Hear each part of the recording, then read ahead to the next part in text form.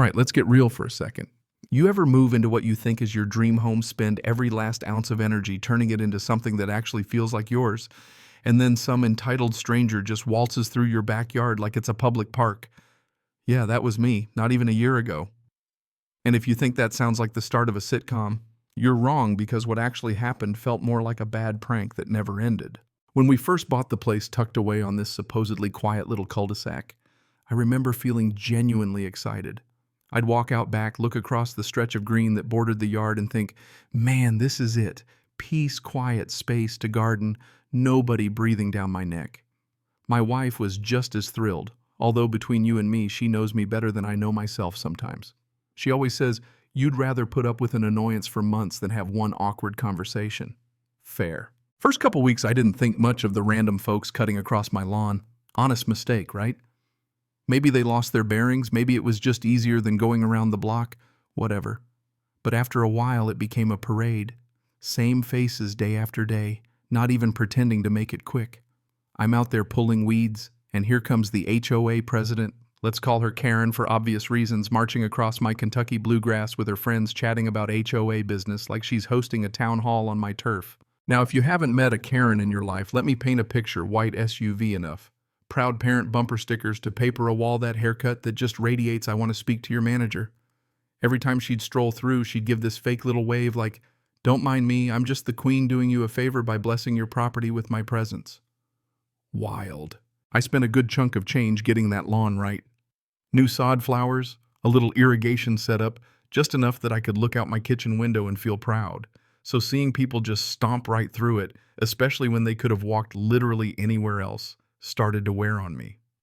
But like I said, confrontation's not my style. I bought a few of those dinky please keep off the grass signs, nothing dramatic, just a gentle hint. They lasted about as long as a cold beer on a hot day. Disappeared one after another. I actually saw one of Karen's friends toss one into the green space and laugh about uptight neighbors. That's when I realized these people knew exactly what they were doing and they just didn't care. Month after month, it got worse. The grass got beaten down into a dirt trail. My flower bed started looking like a shortcut in Central Park, and the kicker. One day I come home and find somebody built a homemade plywood bridge over my drainage ditch on my land without so much as a sticky note of warning. Just boom. Instant public walkway courtesy of community spirit, I snapped. I marched right over to Karen's house, and you know what she said? Oh, that's for everyone's safety. You should thank us. As if I was supposed to bake them cookies for vandalizing my property. She doubled down after that, started bringing her whole family and their friends through my yard, acting like it was the town square. At one point, I caught 6 people chatting in the middle of my grass like I wasn't even there. So I tried the official route, brought it up at the HOA meeting, thinking maybe, just maybe, the other board members would have some sense. Big mistake. Karen, sitting at the head of the table like a queen at court, immediately spun it like I was some kind of villain trying to deny little kids and old folks access to the sacred green space. The room laughed. Someone actually called my place the shortcut house, and before I knew it, the board literally voted to make my backyard an official community path. Not an actual legal easement, just a neighborhood decree like this was 1700 and she was the village elder. They even threatened to fine me if I blocked it. Yeah. Imagine trying to explain that to your wife. She just stared at me, then laughed that tired, angry laugh you get when the world's gone sideways. They can't do that, right? I wanted to believe it. But I was tired of asking politely. So I did my homework, called a surveyor, forked over $1,500 for a professional boundary survey, and spent nights reading up on property law, HOA covenants, state statutes. Yeah, the whole 9 yards. And you know what? Turns out their vote meant nothing. Legally, HOAs can't just create easements on your land without your say-so. The community path was 100% on my property. And as a little bonus from the survey, I found out part of Karen's own shed was actually encroaching on my yard. Poetic, isn't it? So I played it cool. Got all my paperwork straight, called the county lined up fencing contractors, and made sure everything I did was by the book. I picked a 6-foot black aluminum privacy fence, the kind that means business, not the picket fence, let's be pals variety. Got all the permits and HOA sign-offs. Scheduled the install for the same weekend as the annual block party because, you know, if you're going to draw a line, make sure everybody sees it. That morning, the whole neighborhood was at the green space for the cookout, and in rolled the fence crew. Posts went in, the fence took shape, and suddenly everyone was wandering over to see what the commotion was about. Karen storms up, all red-faced, yelling about permits and HOA approval. I handed her my folder: permit, HOA, sign-off, county form, survey, the works. She saw the fence cutting straight through the community path, curving around to block off her shed, and you could just watch her soul leave her body. She tried every move, called the survey wrong, insisted it was destroying the community, threatened to get a lawyer. I said, "That's probably a good idea," and handed her a formal notice about the shed. State law gave her 30 days, move the thing, or pay me rent for the land. Suddenly, the fence wasn't the biggest problem in her world.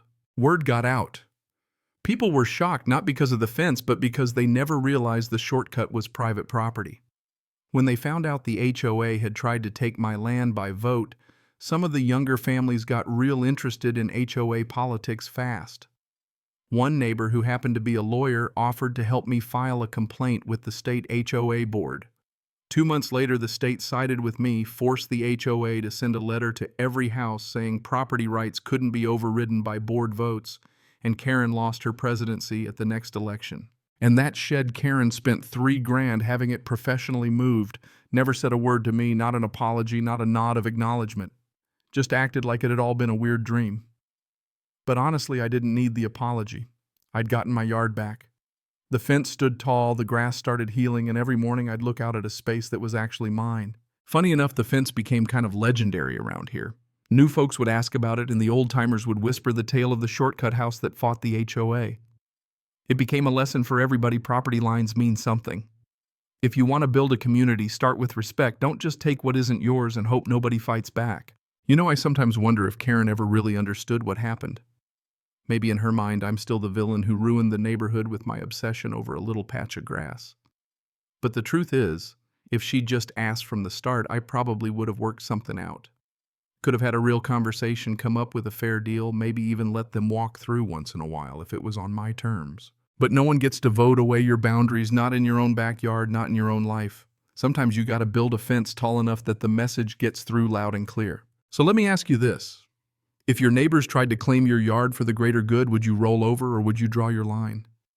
Where's the boundary between community and your own peace? Drop your stories, tell me your thoughts, because I'm telling you, sometimes karma shows up holding a roll of fencing wire and a county permit. And if you've ever had to deal with a Karen, you just know.